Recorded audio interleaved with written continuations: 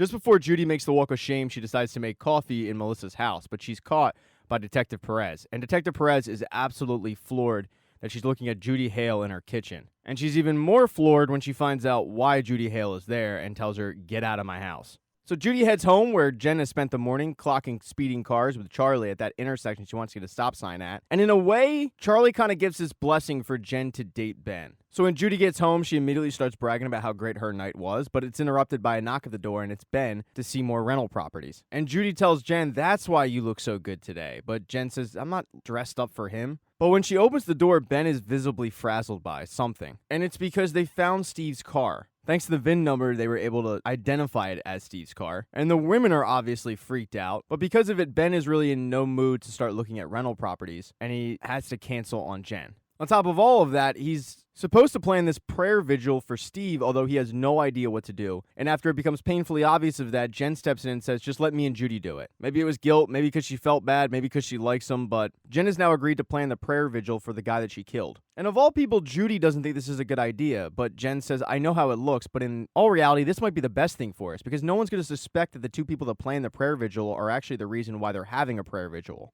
And Judy feels like this is the best time to tell Jen that Michelle's ex-girlfriend/roommate is Detective Perez. And as soon as Jen hears that, she says, "You have to end the relationship." I mean, Detective Perez hates you. But Judy doesn't want to end the relationship with Michelle because Michelle is the first person since Steve that makes her feel worthy. But Jen persists with the fact that you still cannot see Michelle if her ex is Detective Perez. So Judy heads off to work, and Michelle shows up and apologizes for whatever Detective Perez said to her in the morning. It was uncalled for. Detective Perez told Michelle that she shouldn't be dating Judy in the first place because Judy is a riptide that it's just going to take her down. But luckily for Judy, Detective Perez does not choose who Michelle hangs out with. And out of nowhere, Judy breaks things off with Michelle in a very "it's not you, it's me" sort of situation. And you could tell by her face that it really bothers Judy that she has to do this. So the next day, the two women are getting ready for the vigil. That's going to be that night, and Judy is visibly depressed. And Charlie heads down and asks what they're doing, and they explain that they're doing a vigil for Steve's brother. "Oh, great. Did they find him?" And she says, "No, they haven't." And he says, "Oh, that sucks. At least with Dad, we knew right away."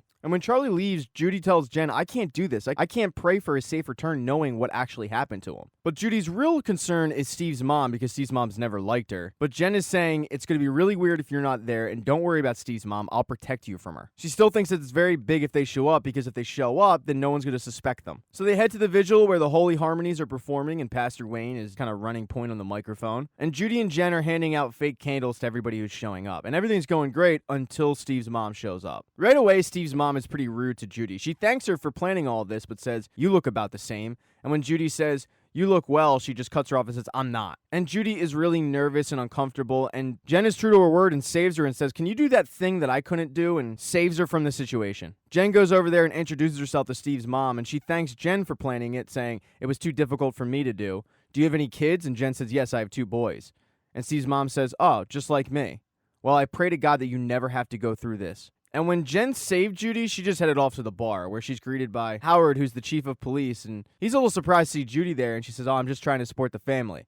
And he says, "Were you trying to support the family when you ratted Steve out to the FBI?" And he just leaves. That night, as the prayer vigil rages on, Judy's talking to Ben, but all of a sudden, Steve's former assistant walks by and says hi to Judy, but walks over to that girl who interrupted Steve and Judy's meeting that one day, and he was clearly dating her. And Steve's assistant is consoling her, and then all of a sudden Ben goes over and consoles her, and Judy sees that the girl was pregnant, and she gets really pissed off. So she goes over to find more information about it, and she finds out that the girl is 4 months pregnant, and it is Steve's child. But then the girl starts crying, and Judy feels really guilty about the fact that this child's going to grow up without a father.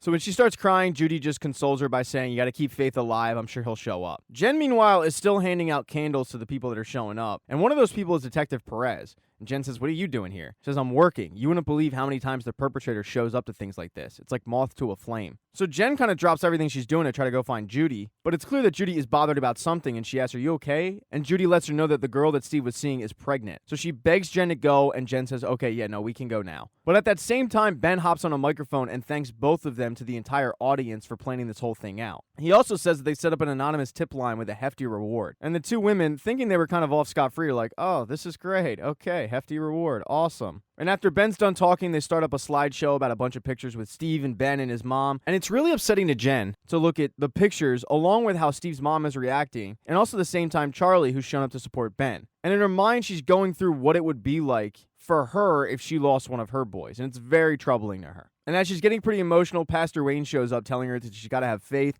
and that God will find the truth. That's not exactly going to make Jen feel better since she's the one who killed him. And she walks away. And eventually Ben finds her and offers her a drink, to which she says, I thought you didn't drink. And he says, I don't, but I had to do shots for Steve, right? She apologizes, but Ben says, what are you apologizing for? You're like the only good thing about this. If there's a silver lining in this situation, it's meeting you. Ben then leads in the two start kissing, and Judy sees that. And having been told the day before that she has to break off a relationship with Michelle, this kind of pisses off Judy. But as she turns around, she runs into Detective Perez, who says, funny seeing you here. Judy tells her that she broke things off with Michelle because she respects people's space. But Detective Perez finds that funny because she's had 2 big cases in the last year, and they both are linked by Judy Hale. She warns Judy to watch herself, and a drunk Judy snaps back, fine, watch me. But all you're going to see is that I'm a good person who means well. But both Judy and Jen have a minor issue because Charlie, who is there watching the video slideshow, sees a photo of Steve pop up that has the car that he was driving and the TKG hat that Parker was wearing, and Charlie knows it's definitely not a coincidence. Thanks so much for checking out this recap. If you don't see the next video there, don't worry, it'll be up in a day or two or as quickly as I can get to it. Please consider subscribing to this channel. It would really help me out. And then like the video if you liked it and hit thumbs down if you don't.